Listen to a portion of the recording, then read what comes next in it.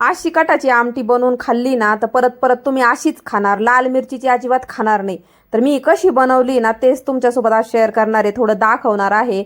आज नागपंचमी आहे म्हणून मस्त पुरणाचा बेत आहे बरं का. मस्त पुरणाचा स्वयंपाक केलाय. काय काय केला ते पुढे सांग. सकाळी उठल्यावर पहिला आर्यनचं आवरून दिलं बरं का. आता त्याला सुट्टी नाही, आज पण त्याला शाळा होती, मग त्याला पाठवून दिलं. त्याच्यानंतर मस्त असं ना घर बीर सगळं आवरून घेतलं, पुसून घेतलं, छान देवपूजा केली, बाहेरचं झाडून पुसून घेतलं आणि लगेच आहे ना आंघोळ झाल्याच्या नंतर आहे ना मस्त इथं डाळ शिजायला टाकली बरं का. आता मला बनवायचं होतं पुरणा स्वयंपाक. आता तुम्ही नागपंचमीचा पुरणा स्वयंपाक बनवता की दुसरं काय बनवता मला कमेंटमध्ये नक्की सांगा. कारण मी आहे अहिल्यानगरची, त्याच्यामुळे आमच्या इकडे ना पुरणाचा स्वयंपाक बनवतात, पण काय काय बनवतात ना ते पुढे तुम्हाला सांग. आता मी आहे अहिल्यानगरची, आमच्या इकडे छान असा पुरणाचा स्वयंपाक असतो. म्हणजे गुळवणी असतं, छान आमटी असती, पुरणाच्या पोळ्या असतात आणि नाही का एक विशिष्ट प्रकार असतो बरं का. ते थोडं पुढे सांगणार आहे, आता लगेच नाही सांगत. तर बघू शकता इथं माझी तीच तयारी चालू होती. मस्त इथं आधी ना मस्त डाळ शिजली होती, तर म्हटलं चला आदाला चरका देऊन घेते. येळवणी पण झालं होतं, छान अशी आमटी बनवायची बरं का. आणि इथे ना चरका देऊन घेत होते आणि कणिक पण लगेच मळून घेतली. तुमच्याकडं काय म्हणतात, आमच्याकडं आजच्या दिवशी नैवेद्य असतो, वारुळाला जायचं असतं, पूर्णाचे कानोले, पूर्णाचे कानोले म्हणतो आम्ही. तुम्ही काय म्हणता कमेंट मध्ये सांगा मला. कारण काही काही ठिकाणी उंडे दिंडे असं बोलतात. आता माझ्या आईकडचे तर सगळे याला पूर्णाचे कानोलेच बोलतो आम्ही. मी पण तेच बोलते. आता सासरी काय बोलते ते नाही विचारलं मी कधी, पण पूर्णाचे कानोलेच बोलतो. कुठं कुठं दिंडे काहीतरी बोलतात, उंडे दिंडे.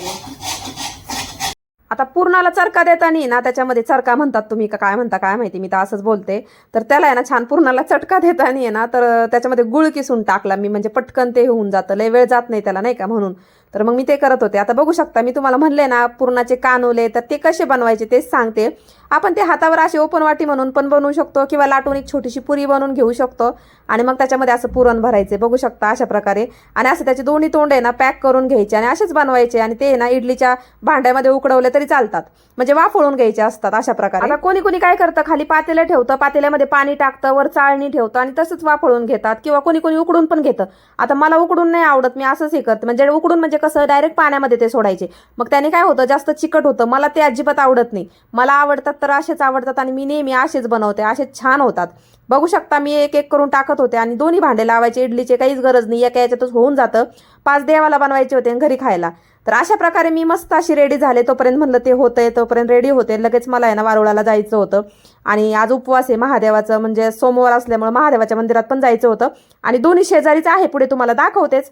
मी मस्त अशी साडी नेसले आणि सिंपलच आवरले बरं का, जास्त काय तामझाम केला नाही. कारण की मला एवढी प्रचंड भूक लागलेली आहे ना. कालचा पण उपवास होता आणि आजचा सुद्धा उपवास. मी खूप जाम थकले आहे आणि उपवास असल्यामुळे ना मला खूपच असं ना डोकं धरलं होतं काल सुद्धा, आणि आज सुद्धा मला बरं वाटत नाही, म्हणून सिंपल आवरलंय. तुम्हा सगळ्यांना नागपंचमीच्या खूप खूप शुभेच्छा. हॅपी नागपंचमी. तर असे सिंपल चालले.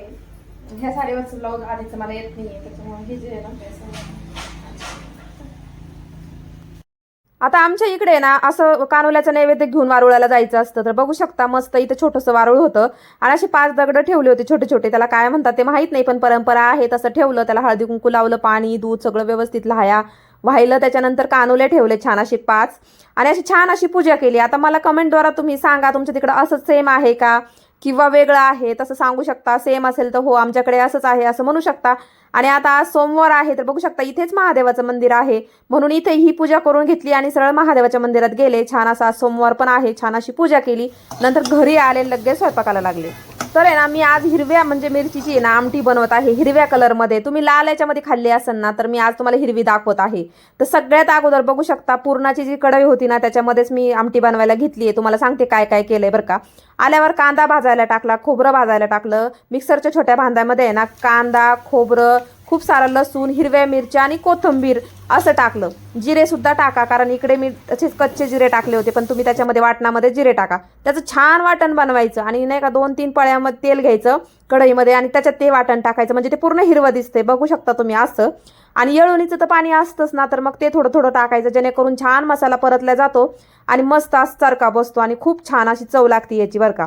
आता हे जे टाकलंय ना मिक्सरच्या भांड्यामधून मी, तर ते आहे आपली डाळ असती ना थोडीशी ठेवलेली, म्हणजे आपण बाकी पुरणाला घेतो आणि थोडीशी उरती ना, मग ती आपण परततो ना, तर परतायची नाही, ती कच्चीच वाटायची, याच्यामध्ये टाकायची, जेणेकरून आमटी घट्ट बनते. मग तुम्हाला माझ्या पद्धतीमध्ये समजलंच असेल. आपल्याला फक्त कांदा, खोबरं, लसूण, हिरव्या मिरच्या आणि कोथिंबीर लागणार आहे वाटण्यासाठी. आणि त्याच्यानंतर मग आहे ना येळोणी टाकायचं थोडं थोडं, आणि त्याच्यानंतर आहे ना ती वाटलेली कच्ची डाळ, म्हणजे कच्ची म्हणजे ती शिजलेली डाळ आहे ना, ती मिक्सरला वाटून घ्यायची. आणि मग अशी आपल्याला जेवढं पाणी पाहिजे ना तेवढं पाणी टाकायचं आणि छान असं थोड्या वेळ ना उकळी येऊन द्यायची. उकळी आल्याच्या नंतर बघू शकता एवढी छान बनती ना, खूपच भारी बनते. मी तुम्हाला पुढे दाखवते.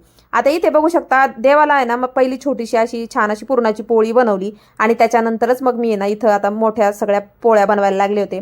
देवाला छोटीच पोळी ठेवते, अशी डायरेक्ट मोठी नाही ठेवत, म्हणून छोटी बनवली. आता इथं बघू शकता मध्ये ती मधल्या गॅसवर आमटी होत आहे. असं झाकण ठेवलंय म्हणजे उडत नाही ते वरती, आणि एकच नंबर बनते. मी तुम्हाला दाखवते ना अशा प्रकारे बनवून पहा खरंच. आणि जर ओलं खोबरं असेल ना मग त्याची टेस्ट अजूनच भारी लागते. तर इथे बघू शकता माझ्या पुरणाच्या पोळ्या मस्त फुगू राहिल्यात, एकच नंबर फुगत होती. आणि मला आहे ना अशा पुरणाच्या पोळ्या फुगताना मला खूप भारी वाटतं बरं का. असं वाटतं हा मला काहीतरी येतंय, जमतंय, असं खूप भारी वाटतं. आता कठाची आमटी बनवायला सेम प्रोसेस आहे, फक्त त्याच्यामध्ये आहे ना कुणी कुणी गरम मसाला टाकतं, तर मी पण टाकला, एव्हरेस्टचा गरम मसाला टाकला. पण वाटणच हिरवं बनवलंय ना, कोथिंबीर, हिरवी मिरची, त्याच्यामुळे ती हिरवीच आमटी झाली आहे. आणि खायला एकच नंबर लागते. मी तर पहिल्यांदाच बनवली आहे पण एकच नंबर झाली आहे, कारण नाही का खाऊन तर नाही बघितली, पण दिसायला तर एवढी भारी वाटत होती काय सांगू. आणि हो, आज सोमवार आहे ना, मी दुपारचाच सोडते. तुम्ही सोडतात का नाही दुपारचं सांगा मला, कारण की खूप भूक लागली होती. कालचा पण उपवास होता. तसं तर मी पुढचे सोमवार संध्याकाळीच सोडणार आहे, पण आजचा सोमवार मी दुपारीच सोडायला घेतलाय. आर्यनला घेऊन आल्याच्या नंतर मी जेवायला बसले, म्हणजे बरोबर 2 वाजले. अशी खतरनाक आमटी झाली आहे. फक्त आहे ना ही आमटी उद्याच्याला ठेवायची आणि याच्यासोबत बाजरीची भाकरी चुरून खायची, त्याच्यासोबत कांदा, एकच नंबर. खूप मस्त झालंय जेवण. तर चला मी जेवण करते पोटभर, त्याच्यानंतर मला एवढे भांडे पडलेत ना घासायला. आणि आजचा व्हिडिओ मी इथंच एंड करते. भेटू पुन्हा नेक्स्ट व्हिडिओमध्ये. तोपर्यंत सगळ्याला श्री स्वामी समर्थ. Bye bye.